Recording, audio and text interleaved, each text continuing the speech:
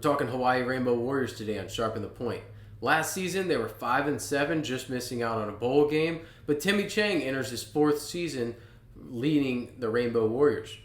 Quarterback-wise, longtime starter Braden Shager, he's going to depart after what I would consider a down season for him given the success he had in 2023, which I had hoped he would build upon.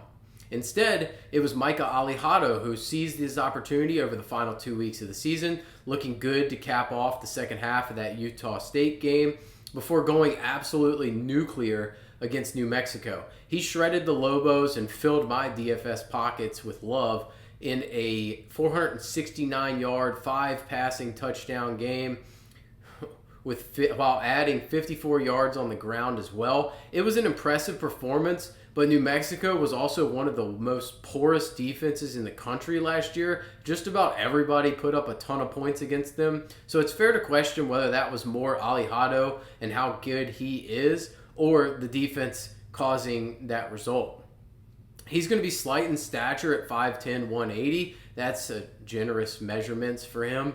And I question how much he's going to run given how small he is and try to remain healthy, meaning that I feel like that 54-yard output is more of an outlier performance and less of something that we're going to see week in and week out. He's probably closer to that 10 to 20-yard mark than that 54-yard mark on most given weeks. Running back-wise, the three main backs are going to return in Landon Sims, Christian Vaughn, and Cam Barfield. Given the air raid nature of this offense, none are really going to see volume to be worthwhile, considering that 350 yards was the most that anybody had a year ago, and one touchdown on the ground combined between them. It was Shager who ended up with the most touchdowns rushing last season. Barfield specifically, with his shiftiness and slighter frame, seems like the one who could add the most value catching passes out of the backfield in a role similar to Tylan Hines in previous years. But none are going to be particularly relevant for DFS purposes, even on those shorter slates late at night when you're pulling out the Team One Sports app and your wife's wondering why you are still watching football after midnight. Pass catcher-wise, in a surprising turn of events, Nick Sinakal outperformed Profeli Ashlock in every category while tying him in touchdowns with 6. That was just a crazy thing. It was a disappointing regression for Ashlock, who we, including myself, had hoped would build upon a great freshman season, but it was injuries that derailed him overall. Both are going to return and should be the featured pieces in this pass-heavy offense, with the hopes of surpassing 80-catch, 900 yards, and 10 touchdown seasons on both fronts. And then the departures of Jonah Pinoque, Alex Perry, he went to FIU, and Dekel Crowdus, who left to go to Wisconsin. There's going to be plenty of targets available for others to step into solid production as well. Pinoque was a steady presence overall, not too missed, but to me it's going to be Crowdus who's going to be the most missed out of the group, as his ability to stretch the field really opened up opportunities for these other guys in Sinakal and Ashlock underneath of him in order to get free space, right? Crowdus was more running wind sprints, and every fourth or fifth game he'd catch a pass for 60 yards and a touchdown. I'm going to expect Sinakal and Ashlock to be staples on the field, with the other two spots rotating heavily until someone steps up to seize a more permanent role. With Jackson Harris coming from Stanford and Brandon White coming from Kentucky being the most notable additions to the room. White specifically has the speed to replace Crowdus in that field stretching spot, and I think he ends up being the wind sprinter that comes out of nowhere to maybe take down a DFS slate if he can catch a couple big ones in any given week. Offensive line-wise, they lose a couple of starters from a year ago, but they bring them back a solid amount of playing experience. Dean Brisky's the likeliest guy to step into that starting left tackle spot that was vacated by DeCambra, who departed for Arizona, as he was a backup a year ago. Now, otherwise, you get returners Ethan Spencer, Pehopa, James Milavale, and Sergio Moisal look to be the favorites for starting spots as of now, although that could easily change in fall camp. Defensive line-wise, That unit caught a huge break in that Pavia JUCO ruling, giving extra eligibility to those guys, as Elijah Robinson led the team in sacks, and he's allowed to return for an extra season now. He's going to be a building block of the defense, giving his ability to be a disruptive force. They need to be able to get to the quarterback. He can do it. That's important. More quality experience is going to return as well in Jackie Johnson and Tariq Jones. This team is deep with solid defensive end prospects and a nice balance of experience and youth learning behind them. Those guys need to be able to get home in order to get their offense back on the field, create negative plays. The additions of Dejon Benton from New Mexico and Luther McCoy from Minnesota are really going to help to add to the depth that was lost at defensive tackle, and they have chances to see the field and even start early on. Linebacker-wise, Logan Taylor, he also got that waiver, much like Robinson for the JUCO stuff. His return cannot be understated as well, with him being one of the key leaders on the team. Jalen Smith and Jemai Otis also return, and they're going to play key roles on the second level. Otis himself is really developing into a team leader, so this is a spot that is well positioned to succeed for this team.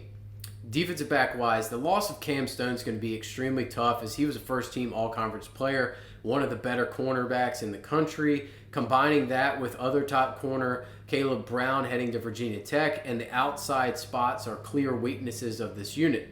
Verdell Edwards, though, is going to return from injury off of a lost season a year ago where he redshirted. He's going to provide a boost at cornerback to replace them. So they were able to bring back some experience. I feel pretty good about that one replacement spot. He was previously impactful when he came into the program. Devin King should step into the other cornerback spot opposite of Edwards, and we'll have to just kind of wait and see how well he plays on an island out there.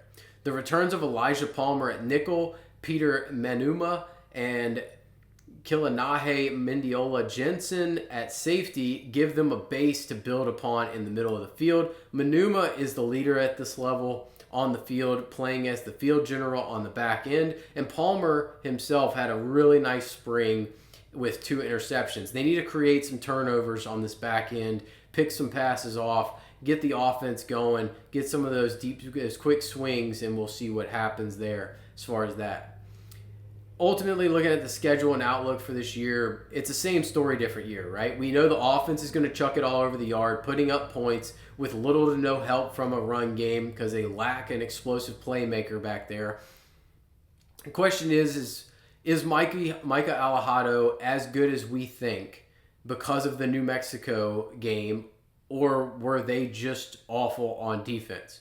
I think he's good. I just don't know that he's that good yet. I think he's still going to have to build. He'll probably be better than he would have been had he been thrust into that starting role for the entire season last year, but he's not quite that explosive as he showed against New Mexico. The defense is again going to need to create turnovers and negative plays so they can get off the field so that the offense can get back in and start rolling again. Schedule-wise, Stanford, I think this game is firmly in play at home. Stanford's in full turmoil. They have all kinds of problems. They have a guy who hasn't been a college coach. Andrew Luck is trying to build it, but man, they have issues. I think that game is winnable. I think it's a coin flip, and I think that ultimately, as long as the defense can play just good enough, Hawaii's going to put up points there. Now then you go to at Arizona. Could they steal this? Yes. I just don't think they can because Arizona has good enough of a offense, specifically with Noah Fafita returning, that they can handle their business even without Ted McMillan. Then you get Sam Houston at home. That's a win. Portland State at home. Win. Fresno State at home. I'm going to lean loss here, but I think Fresno's not as good as they traditionally have been. I think that game's firmly in play. The home schedule is really nice for winnable games this year. At Air Force, that's a loss. That's a clash of styles. It usually goes to the one who can control the pace more, and that's Air Force. Utah State, that's a fun one. I think there should be a ton of points in that game. I'm going to lean loss. It's at home. I think that one's in play if you play well enough and the ball bounces right and the turnovers go in your favor. At Colorado State, that's a loss. They're too good. At San Jose State, loss, too good. San Diego State at home. I'm going to think you steal this one. I think it's a coin flip game. I think you win that game. At UNLV, I think that game could be in play given their turnover, but I would lean loss. I think Dan Mullen's just too good for that. Wyoming, that's a win at home. They're just going to be like, that's their bowl game, their off-season trip. They're just going to mail it in for that one. Not getting Boise on your schedule is going to be extremely helpful, and there's no non-con game that is guaranteed loss as they face two really poor Power 5 teams that you can beat. They're live to win every home game. I think Utah State's probably the lone exception there, but their road schedule is extremely tough. You know, if we flipped it, I think it would be more interesting, right? It could be a little tougher, but you've got winnable games at home. You're just not as good on the road, and the road schedule is where all your toughest games are. 4 to 6 wins looks extremely likely. I certainly hope that they are bowl eligible and reach that 6-win threshold, and that should be the goal here, as personally there's nothing better than on Christmas Eve sitting down to watch the Hawaii Bowl with Hawaii in it, playing a shootout game and playing DFS.